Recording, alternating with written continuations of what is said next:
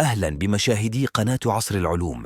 يشهد ملعب طنجة الكبير، وهو واحد من أكبر الملاعب في المملكة المغربية، عملية تحويل شاملة تهدف إلى جعله تحفة معمارية رياضية تلبي معايير الفيفا لاستضافة المباريات النهائية لكأس العالم 2030.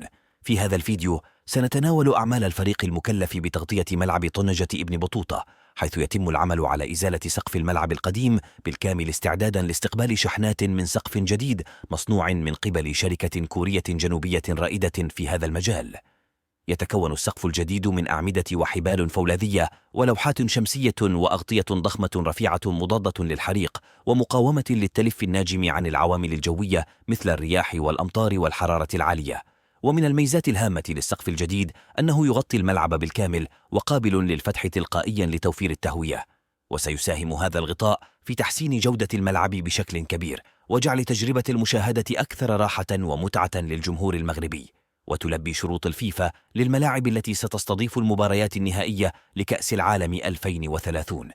يجدر بالذكر أن ملعب طنجة قد شهد أعمالا مهمة خلال الأشهر الماضية، بما في ذلك إزالة لكبار الشخصيات وتنفيذ تشطيبات داخلية وإنشاء مرائب للسيارات وملاعب للتدريب. تمثل عملية التحويل هذه خطوة هامة في جعل ملعب طنجة الكبير منارة رياضية عالمية تساهم في رفع اسم المغرب على المستوى العالمي. شكرا لكم على المتابعة، ولا تنسوا الإعجاب والاشتراك ليصلكم كل جديد.